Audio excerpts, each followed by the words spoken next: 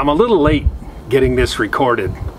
I fell ill over the weekend and didn't get a chance to do it, and wasn't feeling like, you know, you would want to see me with my hair sticking out all over the place. So it's a little bit later in the week than usual. The tomatoes are doing great. I'm happy this year. These tomatoes have been happily growing. They seem to really like the soil that we have them in and the situation that they're in. And you can see some of them are red, and some of them are really pretty red, but they're still hard, and their aromas, which I hear are a little firmer than other tomatoes, but I've been told they're too hard to harvest. And I've also read that we should be able to see a little bit of the stem leading to them beginning to wither or grow old or whatever, I don't know what the right word is, when they're ready to harvest. And they all look plenty healthy, so I'm leaving them on. The peppers are still growing, but they're too late. They're not going to make it in time for this year's harvest or to do anything with them. They'll get harvested all right, but they're not going to necessarily be edible unless something really speeds up, because we're like, tomorrow's the last day of summer. The beans are, well, they're the beans. A couple of them have a couple of good sized beans on them, but there's hardly any leaves. I don't understand beans. So I'm hoping maybe this next year I'll have a better solution for the beans. Maybe they don't like this new soil. I don't know. I'm going to pull the beans off that are on there, the little bit larger ones, because I was told that harvesting them helps them grow and spurs them on to doing more beans. So we'll have to see what happens. I really can't go wrong now. I did figure out what these are. I had to figure it out on my own. Nobody suggested to me what these might be. Turns out they're corn. I don't know why there's corn in my plants. And I figured that out because I pulled out one of the ones that, or the one that was in with the peanut, which isn't doing anything either. The flowers seem to have died, and it's growing more leaves. I don't think Washington State is the right climate for peanuts. So I don't think I'm going to get anything out of that, but it's just been kind of fun to watch it grow. So what have I learned so far?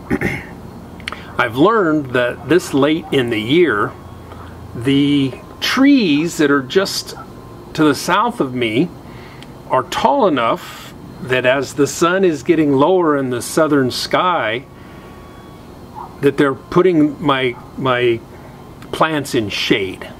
So this isn't a great spot for crops that mature late. They really need to mature earlier in the year in order to have the sun the whole time. I also learned that the cages are too short. I mentioned that I cut these things off of them because, well, they looked really ridiculous being 5 times or 4 times taller than the plants that were in them, but they need to be. And I think next year's going to be a little bit different. Whatever I do with the tomatoes, I'll make sure that they've got plenty of vertical growing space. I also think I've got too many plants too close together. The tomatoes got pretty big, whereas you can't even see him, but there's a pepper down in here, and he's only this tall, and he's completely shaded by the tomatoes that are all around him. And in a sunlight challenged location like this, being in the shade of a tomato plant doesn't help.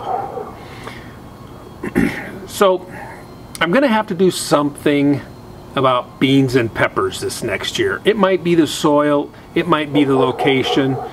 I put tomato fertilizer in. I thought it was kind of a general fertilizer in with all the plants, and maybe that's why the tomatoes are very happy and the beans and the peppers not so much. Maybe they don't like tomato fertilizer as well.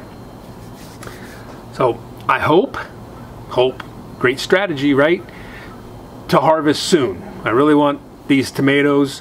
I'd kind of like to have more red ones. We were talking about what do we do if we harvest 6 tomatoes and there's 40 of them on on the vines, and some of them are little, and you know, what can we do with them in the interim? How long can we hang on to them before we make salsa or spaghetti sauce or something out of them? And we've talked about freezing them. We've talked about canning small batches, mixing them with store-bought tomatoes, something. But we're looking forward to next year's harvest. I'm actually kind of excited about it because the success of these tomato plants in growing, at least, has been exciting. And I'd mentioned this a long time ago when we were talking about how the start was so rocky that, you know, I was hoping that it would be fun. I was hoping that it would, you know, be an enjoyable time watching these grow, and it has been. I've had a really good time watching them grow. I've had a good time figuring out how I'm going to water them, and the drip irrigation is working really well. So I really am looking forward to what we're going to do with the garden next year. This one is, you know, in the last few stages. There's not much we can do to change what happens between now and when it's over. We're almost at the equinox. It's not gonna be too much longer before they've all got to be put in the compost pile. Anyhow, thanks for watching. Thanks for sticking with me this far. If you like this content, you can subscribe, and we'll see you next time. Bye.